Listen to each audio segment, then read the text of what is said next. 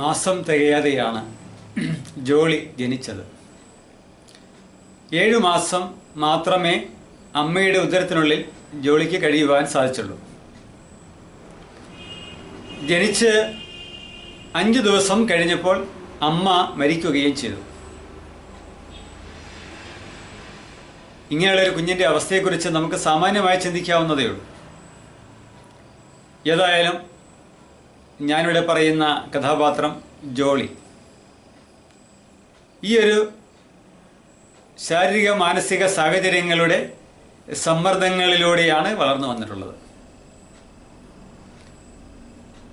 ഏതായാലും ജോളിയുടെ ബാല്യകാലത്ത് ജോളിയുടെ മുത്തശ്ശിയും പിതാവും ഒക്കെ ചേർന്ന് വളർത്തിക്കൊണ്ടുവന്നു.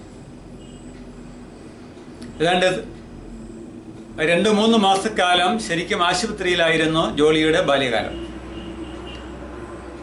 ആ ശൈശവം അവിടെ വെച്ച് പൂർത്തീകരിച്ചതിനു ശേഷം വീട്ടിലെത്തി. ഏത് സമയത്തും ഏത് വിധത്തിലുള്ള രോഗങ്ങളും വരാവുന്ന സിറ്റുവേഷനിലാണ് ജോളി വളർന്നത്.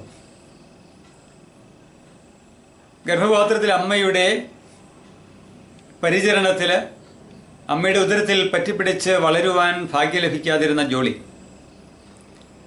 എന്തുമാത്രം ക്ലേശങ്ങൾ ബാല്യത്തിൽ അനുഭവിച്ച് കാണും എന്ന് ചിന്തിക്കുക.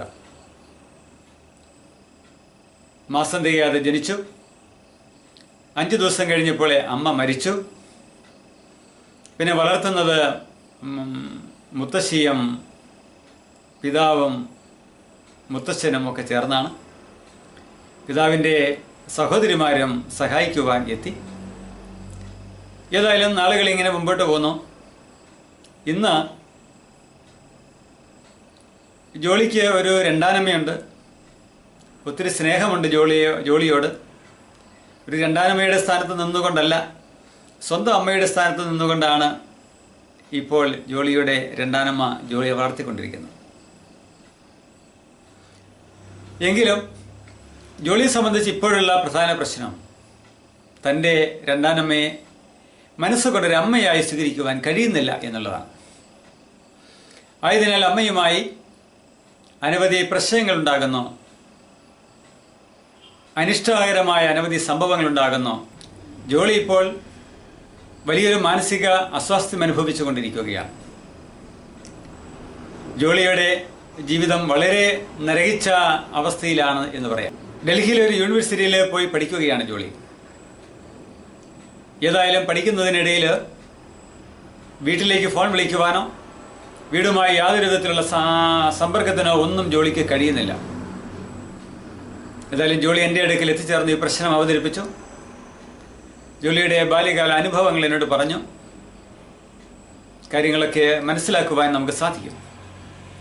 ജോളി അനുഭവിക്കുന്ന തിക്ത അനുഭവവും അതിൻ്റെ കഷ്ടപ്പാടുകളും മനസ്സിലാക്കുവാനായിട്ട് സാധിക്കാം. ജോളിക്ക് വളരെ വിദഗ്ധമായ കൗൺസിലിംഗ് നൽകേണ്ടി വന്നു. അമ്മയെ അമ്മയായി സ്വീകരിക്കുവാൻ സാധിക്കണം. മരിച്ചുപോയ അമ്മയെ ഓർത്തിന് വിലപിക്കുന്നതിൽ അർത്ഥമില്ല. രണ്ടാനമ്മയായി കടന്നു വന്നിരിക്കുന്ന അമ്മയെ വളരെ വാത്സല്യത്തോടുകൂടി, വളരെ സ്നേഹത്തോടുകൂടി, ബഹുമാനത്തോടുകൂടി സ്വീകരിക്കുവാനും മാതൃസഹജമായ സ്നേഹം അനുഭവിക്കുവാനും ജോളിയെ ഞാൻ ഉപദേശിച്ചു. ജോളിക്ക് പിതാവിനോടും മാനസികമായി വെറുപ്പും അനിഷ്ടവുമുണ്ട്. അതൊരു അനാവശ്യമാണ് എന്ന് ജോളിയെ ബോധ്യപ്പെടുത്തി.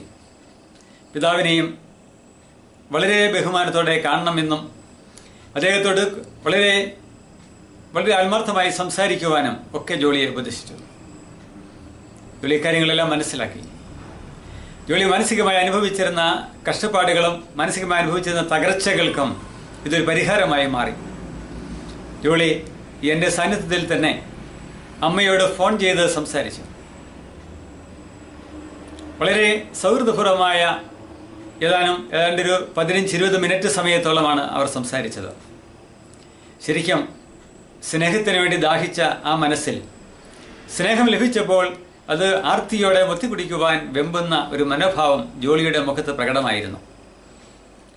സ്നേഹം, വാത്സല്യം, ബഹുമാനം എല്ലാം ജോളിയുടെ മുഖത്ത് നിറഞ്ഞു നിൽക്കുന്നത് കാണുവാൻ സാധിക്കുമായിരുന്നു. ജോലി വളരെ സന്തോഷത്തോടെ നന്ദി പറഞ്ഞാണ് എന്നോട് പോയത്. എൻ്റെ അടുക്കിൽ നിന്നും പോകുന്നത്. ഇതുപോലെ കഷ്ടത അനുഭവിക്കുന്ന അനേകം ആളുകളുണ്ട് എന്നെനിക്കറിയാം. പല കാരണങ്ങളാലും അനാഥത്വം പേറുന്ന അനവധി ആളുകൾ നമുക്കിടയിലുണ്ട്. അത് കുട്ടികളായിട്ടും മുതിർന്നവരായിട്ടും ഒക്കെ ഇത്തരം അനാഥത്വം അവർ അനുഭവിക്കുന്നുണ്ട്. അനാഥാവസ്ഥ എന്നുള്ളത് ഒരു ഷെൽട്ടറില്ലാത്ത, ഒരു അഭയസ്ഥാനമില്ലാത്ത അവസ്ഥ തന്നെയാണ്. നമുക്ക് ആശ്രയിക്കുവാൻ ആരെങ്കിലുമൊക്കെ ഉണ്ടായിരിക്കുക, സ്നേഹിക്കുവാൻ, സ്നേഹം പങ്കിടുവാൻ ആരെങ്കിലുമൊക്കെ ഉണ്ടായിരിക്കുക. ഇതിൻ്റെ ഒരു നഷ്ടം ജീവിതത്തിൽ വലിയ ദുഃഖത്തിന് കാരണമായി തീരാം, വലിയ നിരാശയ്ക്ക് കാരണമായി തീരാം, ഡിപ്രഷന് കാരണമായി തീരാം. സ്നേഹത്തിന് വേണ്ടി ദാഹിക്കുന്ന മനസ്സുകളാണ് ഇന്ന് ഇവിടെയുമുള്ളത്. സ്നേഹം ആവോളം ലഭിക്കാത്തതിൽ നിരാശ കൊണ്ട് കഴിയുന്ന അനവധി ആളുകളാണുള്ളത്. അത്തരം ആളുകൾക്കാണ് കൗൺസിലിങ്ങും മനഃശാസ്ത്ര ചികിത്സകളും ഒക്കെ ഇന്ന് ലഭ്യമായിട്ടുള്ളത്. കൗൺസിലിങ്ങിൽ ഇത്തരം അനാഥത്വം പേറുന്ന ആളുകൾക്ക് ആശ്രയം നൽകുന്നു, അവർക്ക് സ്നേഹം തിരിച്ച് അറിയുവാനായിട്ട് സാഹചര്യം ഒരുക്കുന്നു, സിറ്റുവേഷൻസ് ക്രിയേറ്റ് ചെയ്തെടുക്കുന്നു. അപ്പോഴാണ് കൗൺസിലിംഗ് ഫലവത്തായി തീരുന്നത്. സ്നേഹത്തിന് വേണ്ടി ദാഹിക്കുന്ന മനസ്സുകൾക്ക് ഇതാ കൗൺസിലിങ്ങിലൂടെ ഫലമുണ്ട്, കൗൺസിലിങ്ങിലൂടെ പ്രതിവിധിയുണ്ട്, കൗൺസിലിങ്ങിലൂടെ സാഫല്യമുണ്ട്. ഒട്ടും വിഷമിക്കേണ്ട, വളരെ സന്തോഷം അനുഭവിക്കുവാനായിട്ട് സാധിക്കും.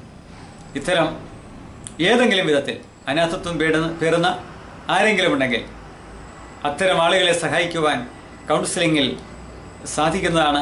അതിന് തയ്യാറാണ്. നിങ്ങൾക്ക് ഫ്രീ ആയി കോൺടാക്റ്റ് ചെയ്യുന്നതിന് എല്ലാവിധ സൗകര്യങ്ങളും ഇത് ഒരുക്കിയിരിക്കുന്നു.